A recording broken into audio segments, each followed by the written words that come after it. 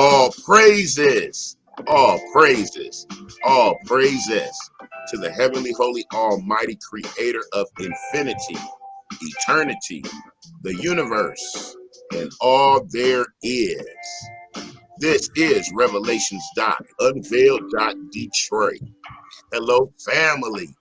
We are back together again at the knee of wisdom with this wonderful congregation for this excellent convocation. And so, once again, we have a special guest, a global traveler, an author, an entrepreneur, a father, a former professional athlete, a Super Bowl champion. He has been here before, family.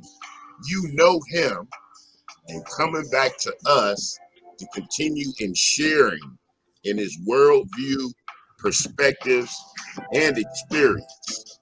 It is Brother Lionel Dalton. Here we go, family. Brother Dalton, there you are. Good evening, sir. What's up? Good evening, brother. Much love to you. How you feeling? Tell the world. But I feel great, man. I have a new kidney, so man, every day is a good day for me. I'm still alive, still raising my family, enjoying life. Every single day. So I see you as I am. We managing through this prophetic plague and pestilence, this global emergency and medical issue. So are you enduring and persevering amongst the friends, the families, the associates, and whatnot? You know, my house is divided between the family. You know, you got the vaccinated and unvaccinated in my house. And I've heard that's a lot of families going through it. You know, I'm pro-choice, you know. So you choose what you want to do for your life and your body. So I don't have a problem if you get vaccinated, if you're not vaccinated. So, you know, so besides that, me and my mother, you know, beefing, my grandmother. Everything else is good, man. I'm managing. The irony of that, Brother Dalton, it's not just you. I'm thinking it's just me because you get with mom and dad and the sisters and cousins, and it becomes a heated debate. Right. And for the pro-choicers like myself and you know, I'm operating normally. You know, I leave, I go to the store, I'm doing my shopping, and I keep a mask. But if it's not necessary, I'm just doing my thing. And so finding out people are really, really serious about this medical treatment and its supplements, quote unquote. And it's gotten so ridiculous. I recently saw a news story of a lady. She done had 5 medical treatments and 4 supplements. And she jumping on TV all happy and cheesy. So to each his own.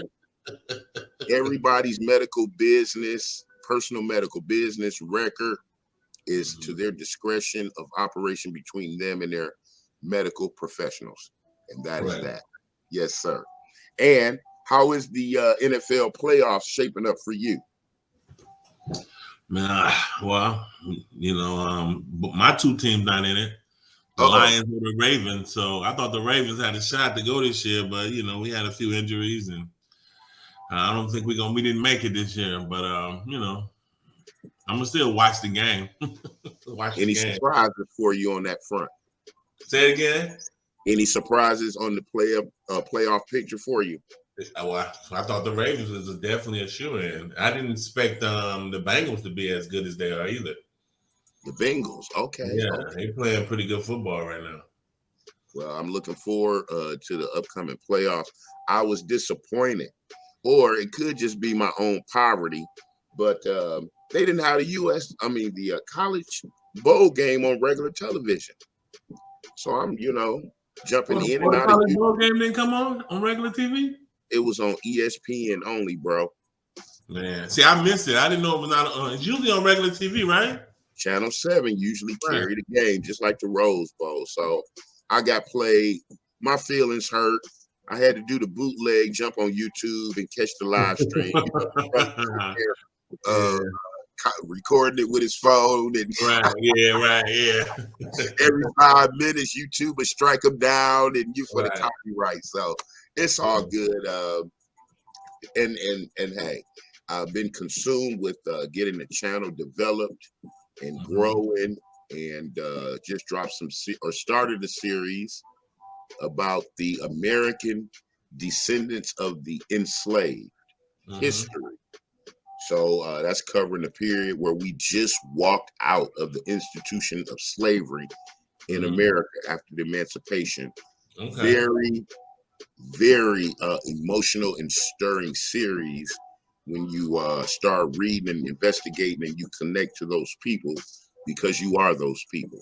So that's a follow-up to the series of the lynching Black veterans. So I've been very busy on the channel. All praises to the Lord.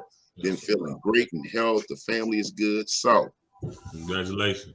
Getting back to you, I want to spread the joy and the love. I'm glad to see you, and everyone is thriving. We are continuing to appreciate the day by day, the actual small blessings of the world we have while we do have them. So we left off on your wonderful adventure of life where you had recently retired. Right. And so the theme of this evening's meeting was the future, fatherhood, and failures.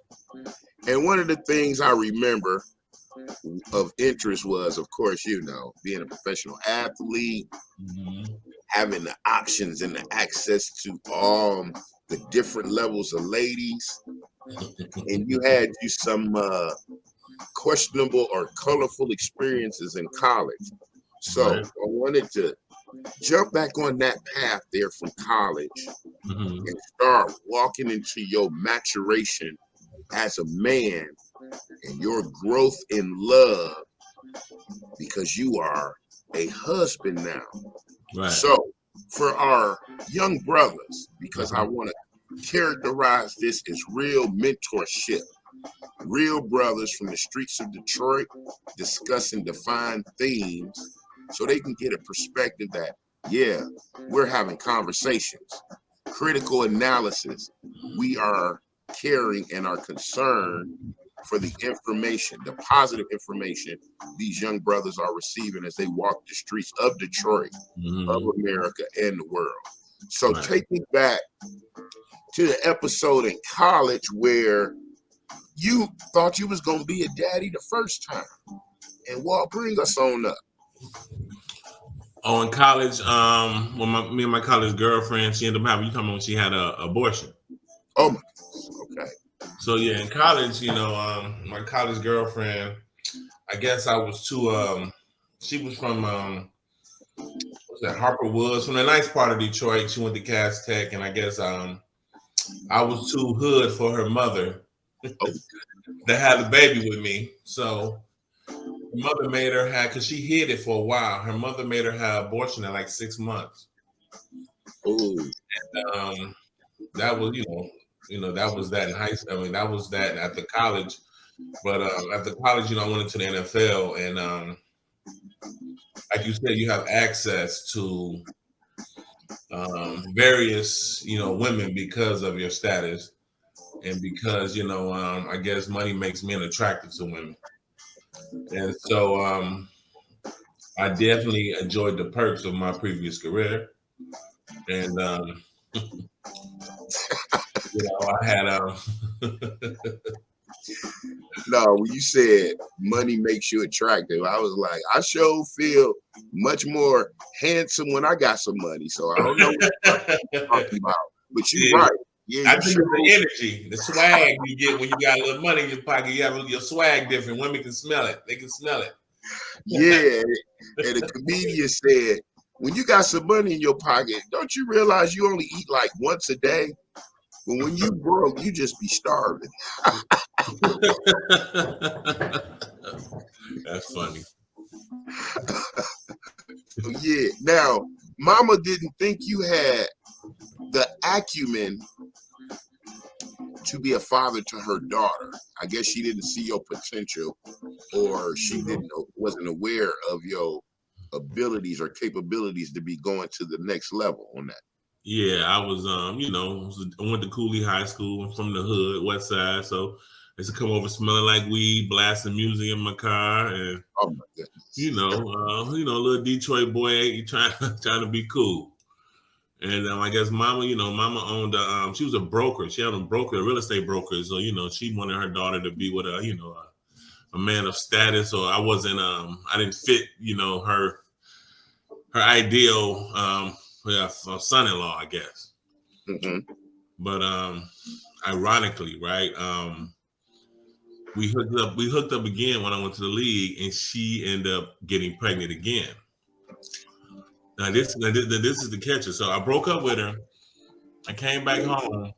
I had like a big party at my rookie year at the Marriott. My mother worked down there, so I got my mother. They got me the big suite at the Marriott. We had a party, hung out. We hooked up, and so I sent her to the store to get some liquor. And I just have my first luxury car, so I let her drive the car, trying to flex. I'm back home, my rookie year, and she the young lady that I was dating in Baltimore. I had a little stash spot where I used to keep my weed when I, used to smoke all the time when I played. The young lady left pictures in there, naked pictures in there, and my ex-girlfriend, who I just linked back up with, found the pictures, and she was a mess. She took my card that I sent her to the store with to get liquor, and when she decided to go shopping. So she called me. We broke up. She called me about 4 months later, said she was pregnant. So I thought she was a good girl from a good family. So I ended up paying child support and blah, blah, blah. Come to find out, I got my ex-wife, who was my ex-wife, pregnant probably a year later with my oldest daughter I have right now. And my oldest daughter, my ex-wife asked me to have a blood test. So I told her no. So I asked my ex-college girlfriend for a blood test, and she didn't want to give me the blood test. She ended up telling me it was our preacher. So she left me in distress and went to the preacher's house, and they ended up had a little ex-Sunday service at his house. And I guess he served her a new baby. So she tried to put the baby on me, found out the baby wasn't mine. I was paying child support for about a year. And it was actually the man that baptized me was the father of her child. Bro, that was a maze. Right. You took us in the straight gate, and you just in 2 minutes spun my head around. Right. This is in college. This is senior year college, first year NFL. That period. Okay. Now, your feelings, emotions were genuine. Did you feel anybody had an agenda against you? What you mean, her? I think she definitely had an agenda because the preacher was married and had a wife, and my ex was like I guess she handles all the current affairs. Like she speak at every church event about what's going on. So she was really into the church. So her and the preacher worked together a lot. She used to travel to different when he would travel. So no tell they probably had a relationship.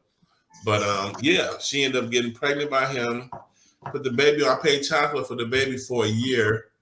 Asked for a blood test, and she finally came and told me what was really going on. Then the mother, who didn't like me, called me telling me she ended up all of a sudden liking me, and she said she wished the baby was mine and how proud she is of me. So I'm not the little ghetto little boy anymore. Now I'm in NFL making money. Now she think I'm suitable for her daughter. Okay, so now if you were paying the child support, that's a level of responsibility. Had you bonded, interacted with this child, and how was that moment where you were like, "Oh, I saw the baby. I saw the baby when I first came back. She had the baby when I was in training camp, my first rookie year in Baltimore. So when I came back home, I saw the baby. She said, "Doesn't she look just like you?" I'm looking like, no. But she was dark skinned, so I'm in my mind, she's a good girl. You know what I'm saying? But I guess all good girls have bad sides as well. So-called good girls. And that was that. So I paid child support. I paid her about what? It was $1,000 a month for like almost a year, and you don't get any of that back. And so yeah, that happened, but that wasn't even the first time that happened to me. So, you know, I hope. Well, wow, none of those hopes. But I'm sorry. The child support or the little indiscretion thing. indiscretion with the preacher, or you talking about indiscretion with me? No, you said that wasn't the first time it happened. You didn't have to pay child support for other questionable children, or what So do you mean? another girl that I, that I was in high school with, that was my high school girlfriend. I would come back and forth to Detroit, and we would play, mess around a little bit. And she ended up getting pregnant. But I knew that for something. My mother went to see the baby. She said, "That's not your baby." So about 8 years later, I'm in training camp, and then now I'm with the Kansas City Chiefs. And I get a call. I get a call from the player development guy. He was over the player affairs. So if guys got in trouble or anything, anything off the field issues, he would handle it. And he came to me and said that your child police just called the stadium because it's a rumor that your child is being abused in Detroit. I said, my child in Detroit? I don't have a child in Detroit. So this little girl, her mother been telling her that I was her father all these years.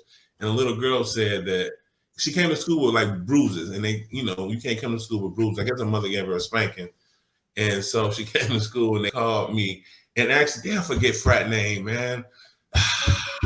It was the line before me. Maybe it was my line and it was another line before me. It was two brothers. One of them was a police officer, but he actually was JP and Buns. huh? JP and Buns. Bun. Which one was the buff one? That was Buns. Buns was the big thick bruh who Buns. went Buns on. was the police on the call. So Buns had my number. He hit me up on back then it was MySpace. Okay. He hit me up on MySpace, telling me to hit him up the issues, but the police had called. Actually he called Kansas City after he couldn't get me on MySpace. And he the one told the player development guy that I had a baby in Kansas, and I was like ignoring her. She kept saying baby was mine. My mother said it wasn't mine. I didn't believe it was mine. And so Herman Kiefer, because she was getting welfare for this child. So Herman Kiefer, she told the welfare people or the cops that I was her father, they started garnishing my checks. Just off the statement, no blood, no. Right, because she's getting funds from the state for the kid. Mm-hmm. And so I had to miss a day of practice, which was cool because it was training camp. I was happy to get out of day of practice. And we training camp was in Minnesota because it's hot in Kansas in the summer. So I had to go downtown Minnesota and do a swab test and come to find out the baby wasn't mine. And I was out of child support for that as well. I was out of, money for that as well. They took like almost a year's worth of child support out of one of my checks.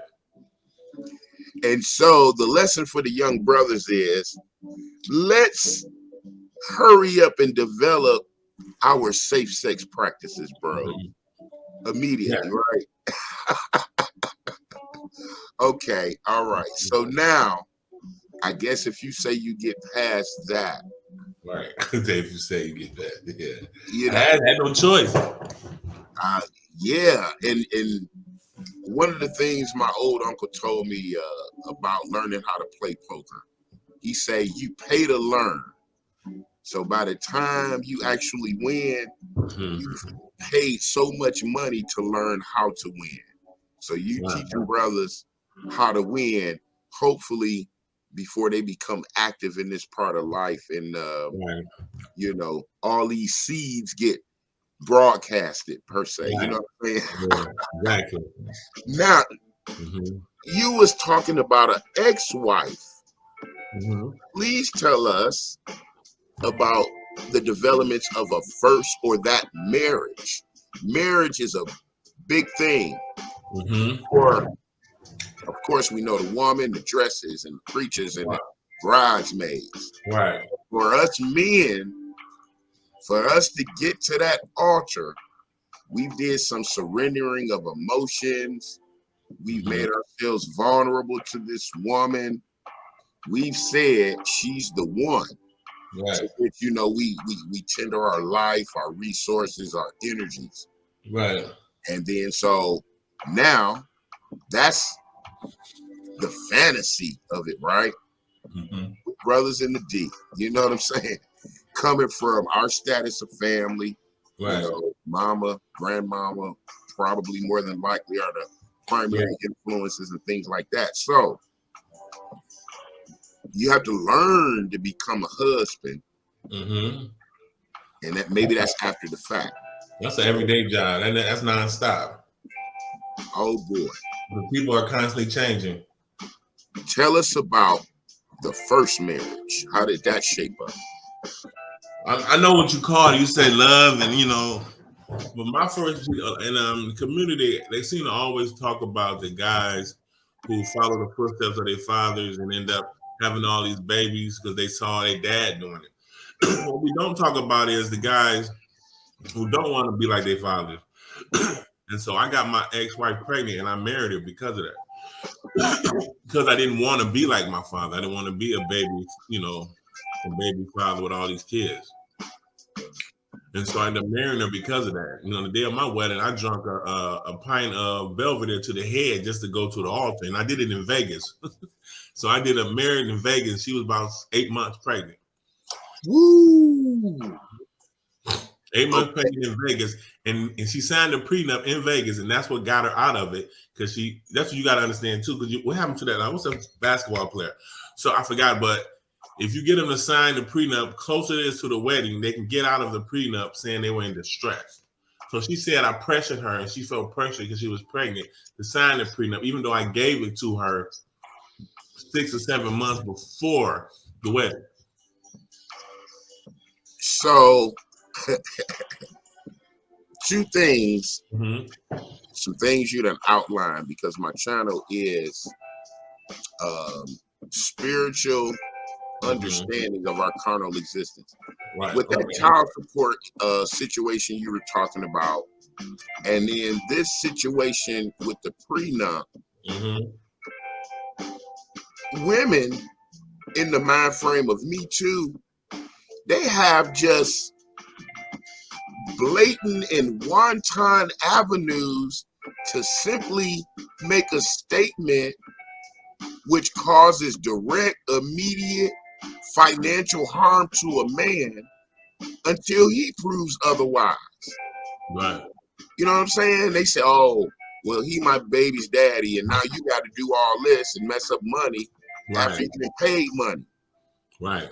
You present a legal document, and then based on an emotional exchange or how good her lawyer is, that document could be worthless.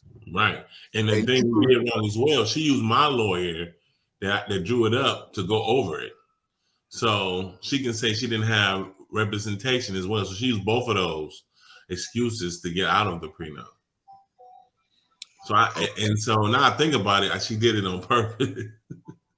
I didn't know anything about it. But and then you did a couple of other nuggets of wisdom. A lot of times we hold bitterness for the absence of our father, you know, right. And it's not until we maybe mature mentally or we grow as men to understand that even if your father wasn't there, he was teaching you. Right. And you just said you didn't want to be like him, which taught or flipped your coin to not be a baby's daddy. Right. A responsibility came upon you. Now, we're not talking emotionally. We talking just the man stuff where you said, well, I did do this. That is my baby. This lady is such and such. I'm going to make her an honest woman and be responsible for my actions and this new family. So that is what you were taught, or what became whatever your relationship was with your dad. Right. So I want the young brothers to understand that even in absence, you are being shaped of, okay, you believe all that's negative, but you're going to act otherwise, which means your walk is now more productive and positive. Right. Because you don't just learn from what your parents tell you, you learn from what they do. Kids see what you do. So a lot of parents say to do what I say, not what I do. But what you do is what's more important, because that plants the seed into the subconscious mind, and they see exactly what's going on. And like you a lot of times you end up repeating what they're doing because nobody educates you if it's right or wrong. You just think it's normal. That's why some people are always arguing and fighting, because they've been around that their whole life. So they're addicted to stress. So they're addicted to dysfunction, because that's all they've seen growing up. They only feel comfortable when it's dysfunctional because that's all they've seen growing up. Now that was deep, because I just visualized that type of energy. And so when those parties of that type get around what we call a normal household, and it's quiet and structured, they'll call that boring or non-stimulating. You know what I'm saying? Like, oh man, y'all don't do nothing around here but read and whatnot. And you like, what are we supposed to do? Be throwing dishes and flipping chairs? So that's why I told my son and daughter, when you dating my older two kids, check out their family and how they interact, because that's what she's seen growing up, and that's probably what you're going to get, because that's what she was taught subconsciously. That's what she was taught. Is that what she grew up seeing? That's what she's going to bring to your relationship. So that's why it's important about the parents before you marry the woman or the man. We gonna add to that. Yes, young people, when you start dating and you interact, or you get the chance to see the family, extended family, because sometimes you get to go to the barbecues or the picnics. Look at the family. When you at the house, is it clean? Right. What type of clothes are they wearing? What type of food is mama cooking? Because yes, as you said, that's what she knows. And do you want what's in her house in your house if y'all decide to do that thing? You know what I'm saying? Right. And my example is my interaction with a girl who grew up, whose mother was a hoarder. Right. And the girl would never tell you she's a hoarder, but right. when you live with her, you're like, oh my God, why is all this stuff here? So on that note, absolutely check out the family and be observant. I think we need to start sharpening our brothers and sisters' skills of observation. Yeah, I totally agree with you.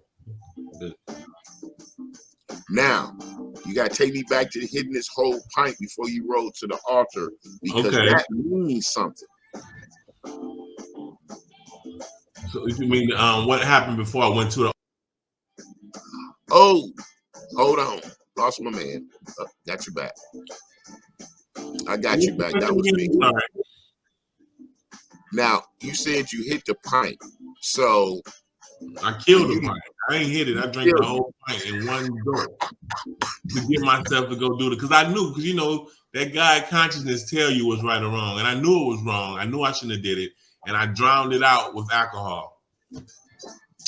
Drowned it out with alcohol. My guts. How long did you maintain that relationship? Did I maintain it? How long? We were married for 9 years. Whoa, bro, that's not a short stretch of time. But the difference is I played ball with her, so I was gone most of the time.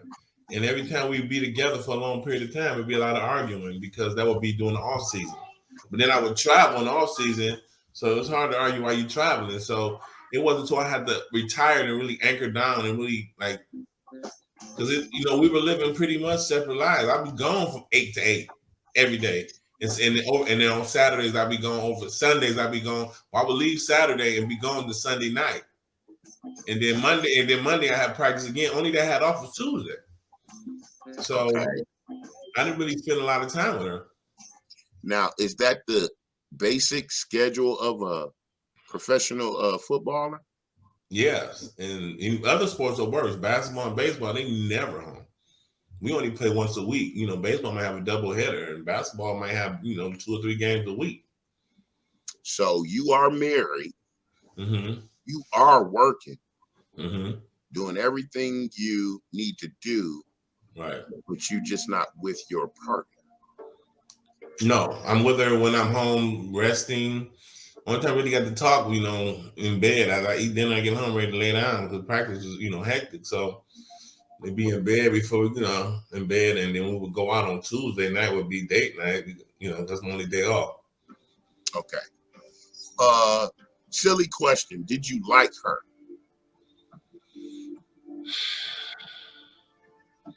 To be honest with you, I didn't see myself getting married, but if you read I talked about this in my book. So she was a white girl, and hold on, I just dropped the curveball.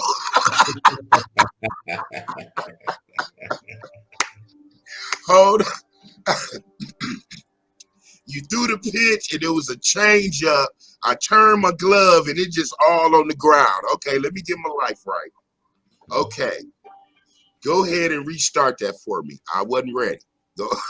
So she was the first white woman I've ever, dated, and I ended up getting her pregnant, and we got married. But originally I tried to break up with her, and I told her I can't really be with you like that because I like black women. And what women do when their intentions are not pure, but they want to try to get you. She said, I like black women too. So we had an open relationship on my side. And it was always, I call home and ask for tacos, and it'd be a Mexican girl at the house waiting for me. I said I want chocolate cake, it'd be a sister at the house waiting for me. And we would, this is in my book. So it was, she was very liberal.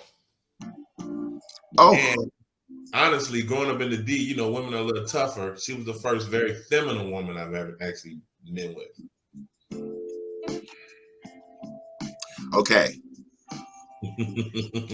you put a lot in there. Yeah, it's a lot. Where you want to start at? Okay, family.